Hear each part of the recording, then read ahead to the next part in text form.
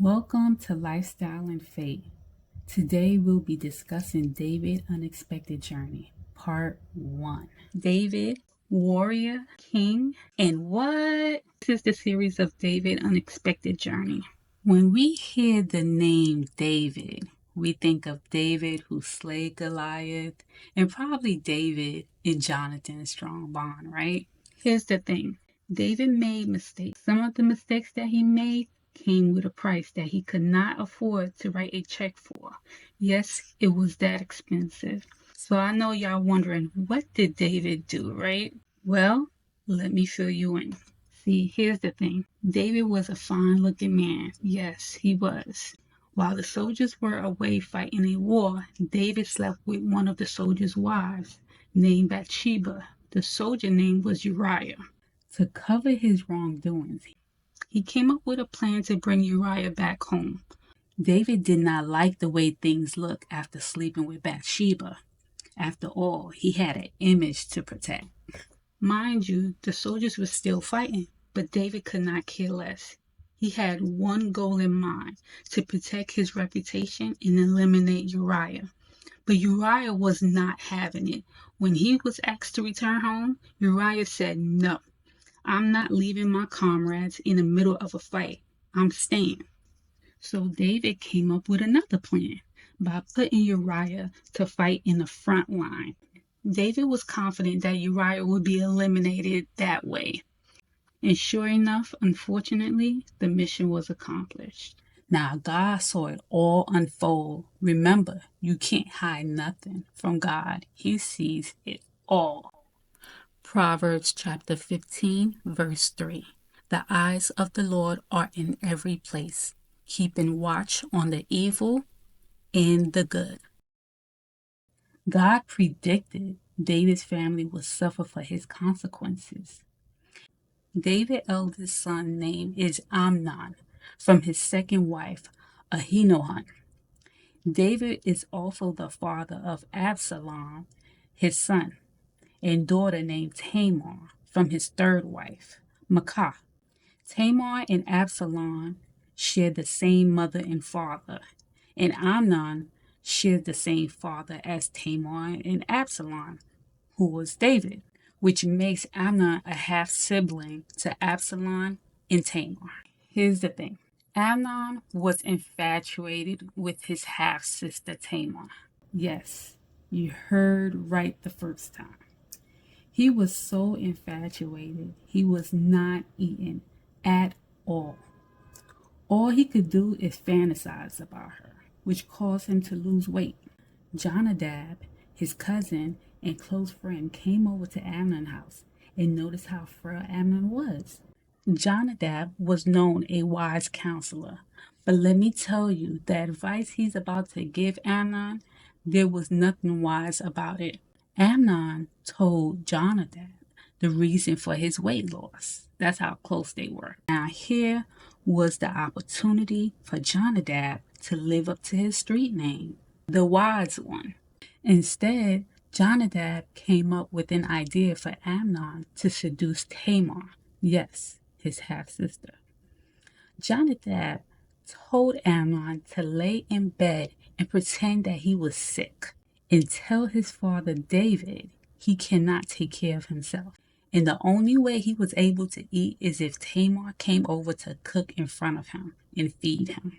God explains when receiving advice from friends, especially relatives, because they are closer, to be careful not to be influenced by their advice. In fact, He wants you to evaluate every single detail of the advice to God's standards. Okay, so y'all gonna notice that I like to understand the why.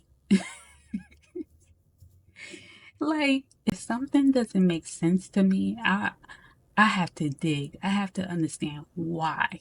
Why this happened? What was the person thinking about? That's just how my brain operates, okay? So don't judge me. I want to know, why would his father David not ponder when Amnon wanted his half sister Tamar to feed him? They not even cool like that with each other. While reading the Bible, it appeared Absalom and Tamar had a stronger bond than Amnon and Tamar, assuming and grew up together. Here's my thing. Why didn't David question Amnon of why he insists Tamar to feed him? Then Amnon lay down and pretended to be ill.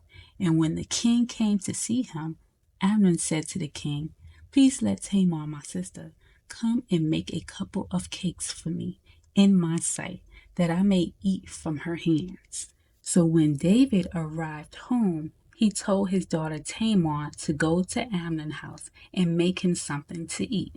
But David did not take heed to what Amnon asked. Here's my thing. This man had several servants. I'm pretty sure one of them servants can cook. So I'm guessing he didn't think anything of it as a father. Or was he in denial? I don't know. Just not making sense. Share in the comments your thoughts. Let's read Galatians chapter 6, verse 7 through 9. Do not be deceived. God is not mocked. For whatever a man sows, that he will also reap. For he who sows to his flesh will of the flesh reap corruption. But he who sows to the Spirit will of the Spirit reap everlasting life. And let us not grow weary while doing good, for in due season we shall reap if we do not lose heart. Here's the thing about reaping what you sow, right?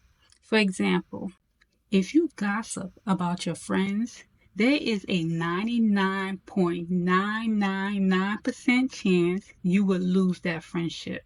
God hears and sees everything. You do not need to be in a room to hear the gossip. God heard it, and he will expose your so-called friends that only you can understand but cannot explain it. That's when you know it's God. When you cannot put it into words to explain to someone because it won't make sense to them. They will look at you weird and say, "Oh, okay." On the next episode of David's Unexpected Journey. So we're gonna find out exactly what happened once the sister Tamar came over to cook. Thank you for spending this time with me today as we dive into God's Word. Remember, the same God who worked miracles in these stories is working in your life right now. His love for you is endless. His plans for you are perfect, and his promises never fail. If this message touched your heart, share it with someone who needs encouragement today. Let's continue to walk in faith together. One step, one story, one prayer at a time. Until next time, stay blessed, stay faithful, and know that you are deeply loved by Jesus Christ. See you soon on the next episode of Lifestyle and Faith Journey.